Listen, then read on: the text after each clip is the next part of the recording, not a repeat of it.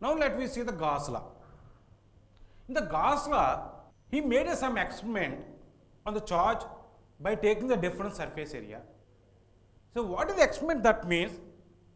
He initially was taken the 1 point charge with a q coulombs of charge. He has taken 1 point charge with a q coulombs. That may be positive charge or negative charge. But here matter is the how much charge we have taken as a point charge. That is q coulombs. Q coulombs. So whenever we are keeping the some amount of charge in a space means definitely it is emitting the electric flux lines in a space. Now he has taken the one.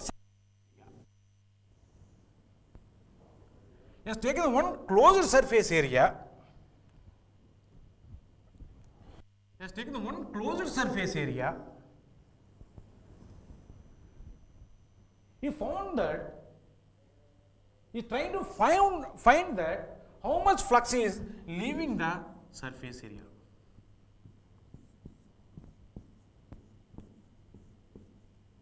In this case, he has taken one point charge. Around the point charge, he has taken the surface, and if he trying to find how much flux is leaving from the surface.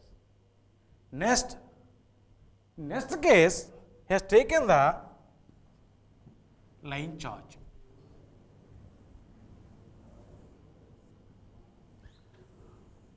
One conductor he has taken.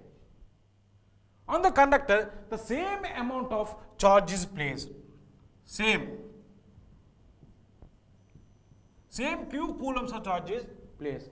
Again, he was taken the surface which is closing the charged body. In second case also, he found the how much flux is leaving the surface. Third case, he has taken the surface. One sheet taken, he placed the same amount of charge on the sheet. Third case also, he has taken the charge on the sheet, same charge. There is no change in the amount of charge. In this case also, he found the how much flux is leaving from the closed surface. Fourth case, he was taken the volume. Some rectangular he has taken. On the rectangular box, placed the same amount of charge Q. Same amount of charge Q. In this case also, he found how much flux is leaving from the closed surface. Next case, he was taken the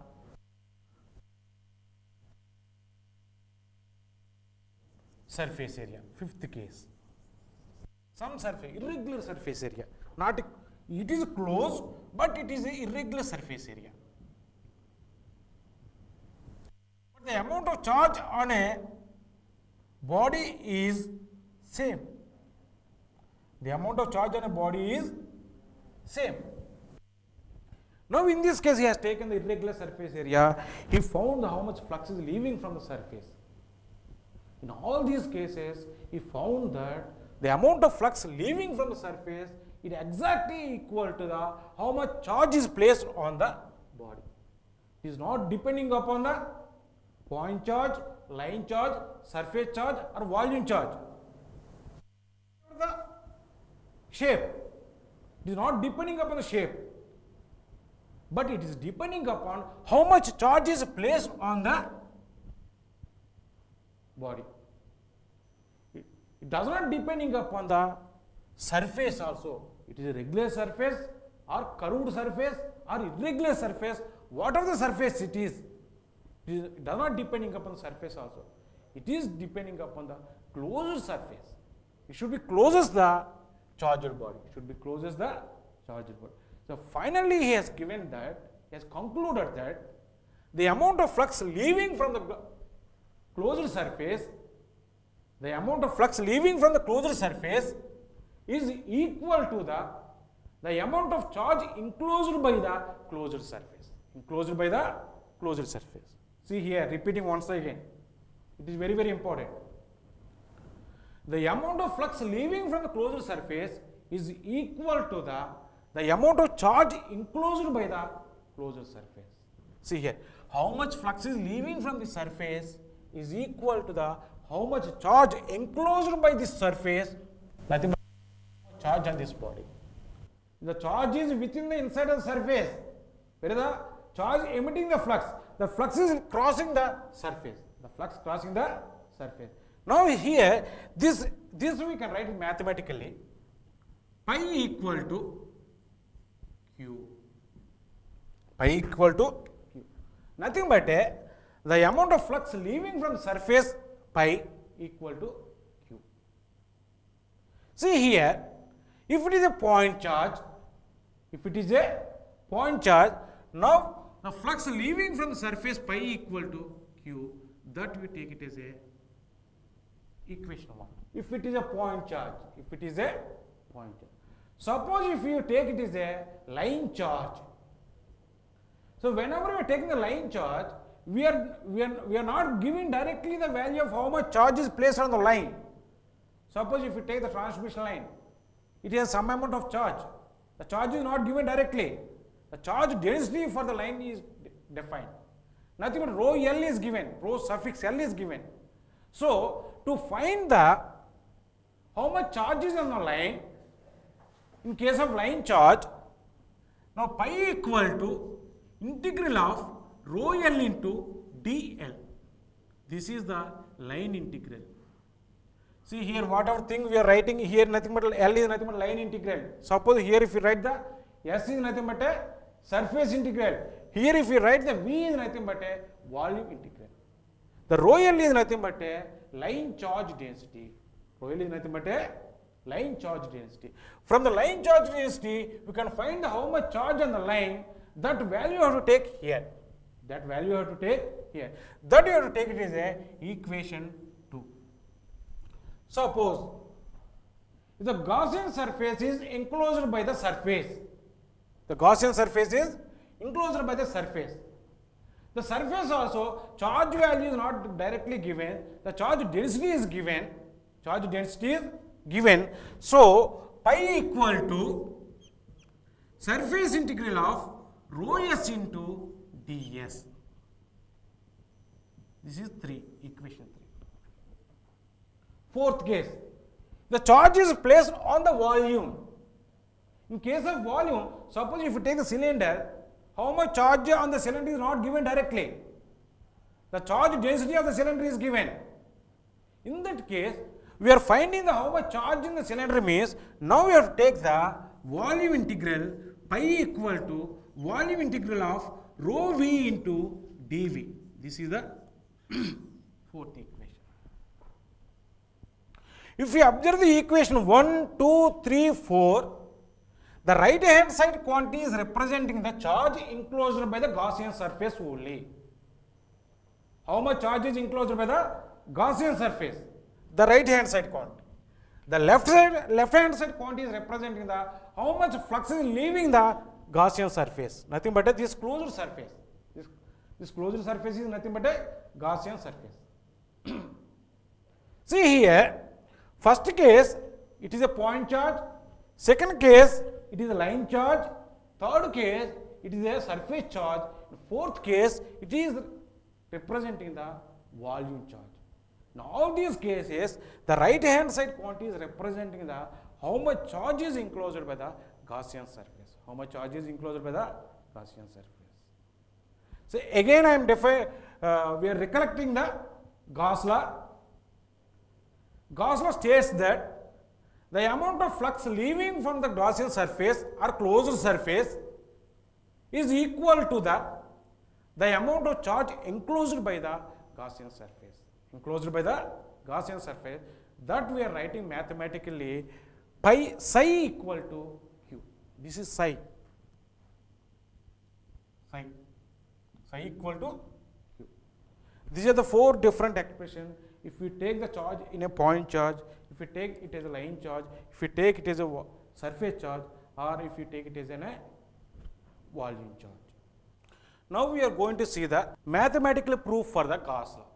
Just now from the experiment we have defined the Gauss law. Gauss law states that the amount of flux leaving from the closed surface is equal to the amount of charge enclosed by the surface. The same thing we are going to prove mathematically.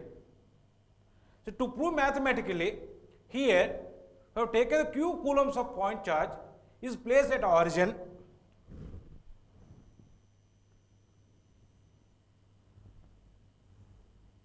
x-axis, y-axis, z-axis. The q coulombs of charge we placed at a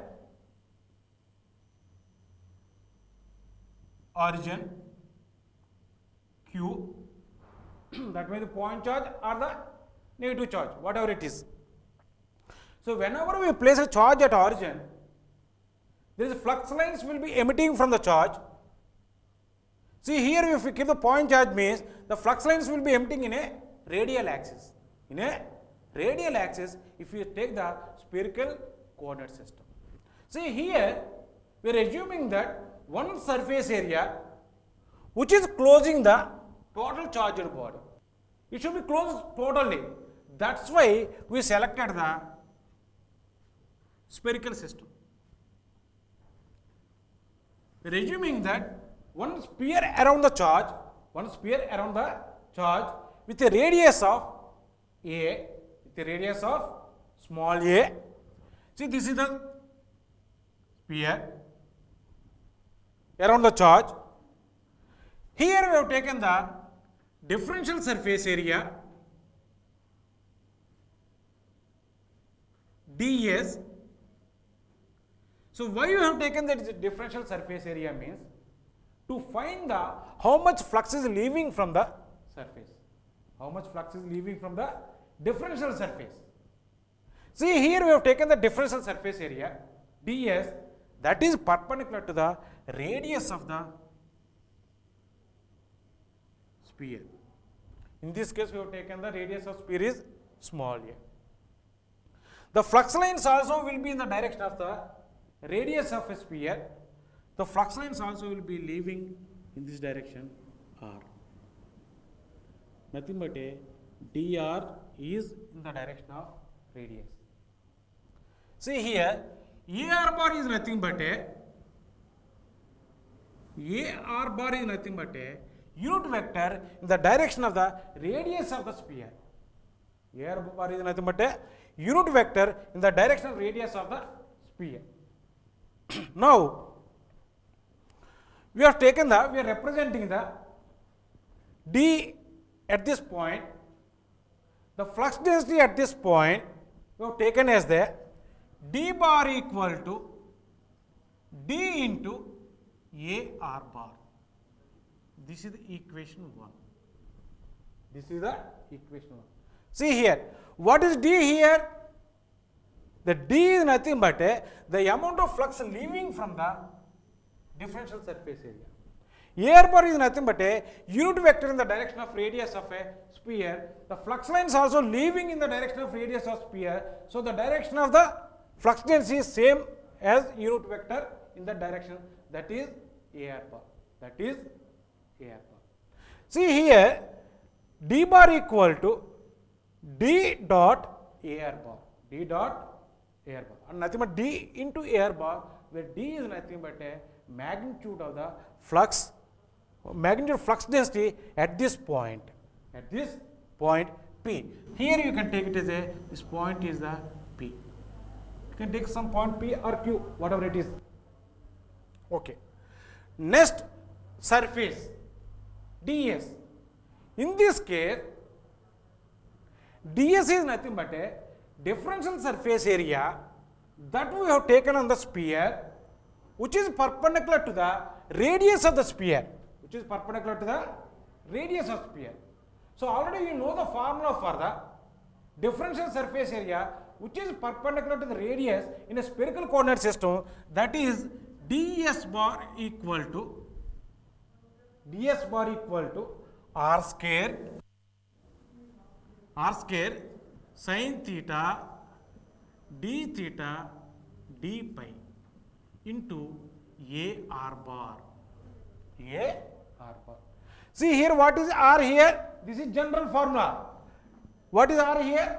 R is nothing but a radius of a sphere. But here we have taken the radius of sphere as A. That's why we are replacing R with A. Nothing but A square. A square sin theta d theta d pi A R bar. A R bar is nothing but a unit vector in the direction of the radius of a sphere. Radius of a sphere. Now we are finding the d pi. D pi is nothing but a, we know that d pi equal to d bar dot ds bar. D bar dot ds bar. So when we can use this one, the both direction of the d bar as well as the direction of the surface area is same. Nothing but d bar dot ds bar. Already we know the formula for the d bar. That is from the equation 1. This is equal to d into A R bar into dot A R bar A square sin theta d theta d pi A R bar. See here A R bar is there, here A R bar is there. Remaining thing is constant. Take outside d into A square sin theta d theta d pi A R bar dot A R bar. This value becomes a 1. This value becomes a 1. Because both are the same unit vectors. The dot product between the same unit vectors becomes a 1. So remaining quantity becomes a d pi equal to d into A square sin theta d theta d pi. D into A square sin theta d theta d pi. Now we are going to find out what is the total flux. Total flux leaving from the surface. This is the d pi is nothing but a differential flux. The flux which is leaving from only this area. Now we want to find out how much is the total flux leaving from the total surface area. Leaving from the total surface area, that we can find it as a d pi equal to, now you have to take the surface integral for in this case, surface integral right hand side, closed surface integral. So this is equal to surface integral d into A square sin theta d theta d pi. D pi. Now here this is surface integral. The d is constant, A square is constant, take outside. The surface integral you can write it as a 2 integrals, nothing but a double integral d into A square into integral of sin theta d theta d pi. See here, if you observe this one, here the two integrals are there, two variables are there. One is theta, another one is the pi. The theta will be varying from 0 to 2 pi, whereas the pi will be varying from 0 to pi.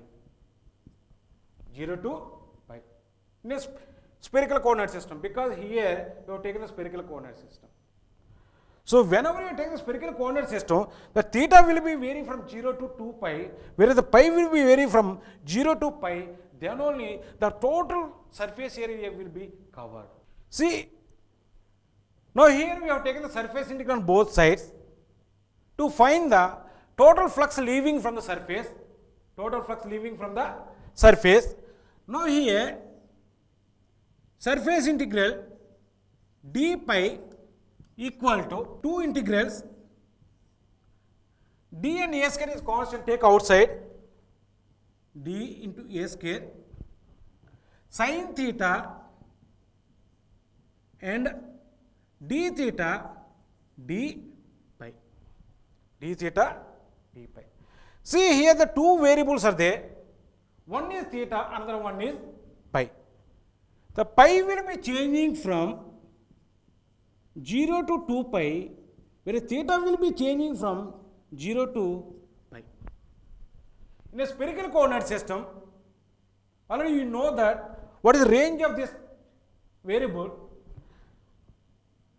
The theta is changing from 0 to pi, and if the pi is changing from 0 to 2 pi, then only the total surface area will be covered. The total surface area is covered means then only the flux leaving from the surface area, we are getting the total surface flux. The total surface flux. Now if we complete this one, this is equal to the total flux that we are writing as a psi equal to d into a square, d into a square. Now we complete this integration. Integral theta from 0 to pi sin theta d theta into, separate the two integrations, pi from 0 to 2 pi d pi, that's all.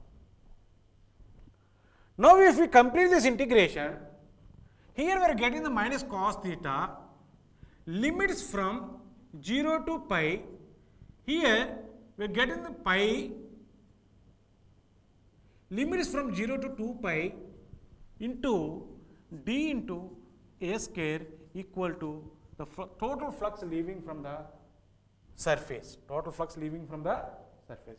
If we complete this one, here we are getting that 2, this value becomes a 2, this value becomes a 2 pi equal to d into a square is equal to pi.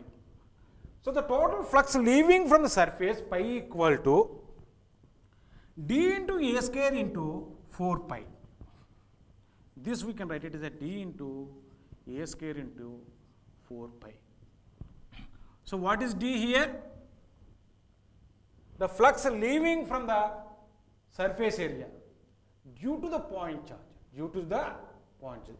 Already we know the expression for the flux density at this point due to the point charge for the d equal to q by 4 pi a square. 4 pi a square. This you take it as a equation 3. This you take it as a equation 4. Already you know that one. D equal to q by 4 pi a square, nothing but a flux density at a point from the origin a meters, from the distance a meters, that is d equal to q by 4 pi a square. Q by 4 pi a square. Now substitute the fourth equation, third equation, I equal to q by 4 pi a square into 4 pi. This gets cancelled. Pi equal to q. This is the mathematical proof for the Gauss law. Again, repeating the same statement, Gauss law. The amount of flux leaving from the Gaussian surface is equal to the amount of charge enclosed by the Gaussian surface. That also we proved mathematically. Not only the experimentally, we proved the mathematically also. The amount of flux leaving from the Gaussian surface and equal to the amount of flux enclosed by the Gaussian surface. So the mathematically that we are representing as a pi equal to q. Pi equal to q. This is nothing but the mathematical proof for the Gauss law. The mathematical proof for the Gauss law.